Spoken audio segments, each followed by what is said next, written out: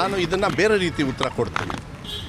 ಮುಂಚೆ ನಾವು ಕೊಡ್ತೀವಿ ಅಂತ ಹೇಳಿ ಈ ರಾಜ್ಯದ ಜನರು ಅದನ್ನು ವಿಶ್ವಾಸವಿಟ್ಟು ನಮಗೆ ಅಧಿಕಾರ ಕೊಟ್ಟಿದ್ದಾರೆ.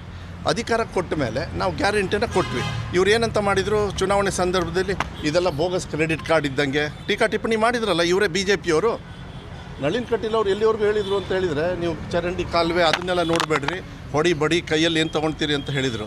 ಇವತ್ತು ಅವರು ಕೂಡ ಭಾಳ ಯಾವುದೋ ಒಂದು ವಿಚಾರದಲ್ಲಿ ತಪ್ಪು ಮಾಹಿತಿ ಮಾಧ್ಯಮದಲ್ಲಿ ಬಂದಿರತಕ್ಕಂಥ ವಿಚಾರದಲ್ಲಿ ಮಾನ್ಯ ನಳಿನ್ ಕಟೀಲ್ ಅವರು ನನ್ನ ರಾಜೀನಾಮೆ ಕೇಳಿದ್ದಾರೆ. ಮಾನ ಮರ್ಯಾದೆ ಇದ್ದರೆ ಅವ್ರು ರಾಜೀನಾಮೆ ಕೊಡಬೇಕು. ಇವತ್ತು BJPಗೆ ಸೋಲಿಗೆ ಅಧ್ಯಕ್ಷತೆಯನ್ನು ಯಾರು ತಗೊಂಡಾರೆ ಅಂದರೆ ಈ ಭಾಗದ ನಳಿನ್ ಕಟೀಲ್ ಅವರು.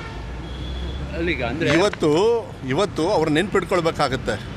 ಬಂಗಾರಪ್ಪ ಅವ್ರು ಕೊಟ್ಟಿರೋ ಭಿಕ್ಷೆಯಲ್ಲಿ ಇವತ್ತು ಅವ್ರ ಅಧಿಕಾರ ನೋಡಿದವರು 2004ರಲ್ಲಿ. ನಾಚಿಕೆ ಆಗಬೇಕು ಅವರಿಗೆ. ನನ್ನ ರಾಜೀನಾಮೆ ಕೇಳ್ತಾರೆ. ಯತ್ನಾಳ್ ಅವ್ರು ಹೇಳಿದಾರಲ್ಲ, ಸಾವಲ್ಲಿ ಒಂದು ನಿಮಿಷ ಬಿಡಿ, ಅದು ಬೇರೆ ಪ್ರಶ್ನೆ. ಪುಕ್ಷಡೆ ಹಂಗಾರೆ ನನಗೆ ಹೇಳಿದ್ರು ರಾಜೀನಾಮೆ ತಗೊಳ್ಳೋದಕ್ಕೆ. ಅವ್ರು ಯಾವ್ದ್ರಲ್ಲಾದ್ರೂ ಇರ್ರಿ, ಜನರಿಗೆ ಮಾಹಿತಿ ಹೋಗಬೇಕು ತಾನೇ. BJPಗೆ ಸೋಲಿಗೆ ಯಾರು ಕಾರಣ? ಬಂಗಾರಪ್ಪಾಜಿಯವ್ರ ಹೆಸರಿಂದ ಇವರು ಇಲ್ಲಿ ಸಂಸದರಾದವರು ಅಂತ ಹೇಳ್ಬೇಕು ತಾನೆ. ನಾನು ಬಿಡೋಕ್ಕಾಗುತ್ತಾ? ನಾನು ಅಷ್ಟು ಈಸಿಯಾಗಿ ಬಿಡ್ತೀನ ಇಲ್ಲಿ?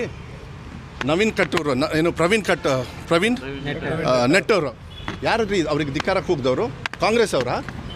ಅವರಿಗೆ ಧಿಕ್ಕಾರ ಕೂಗಿದವರು ಅವರ ಕಾರ್ಯಕರ್ತರು.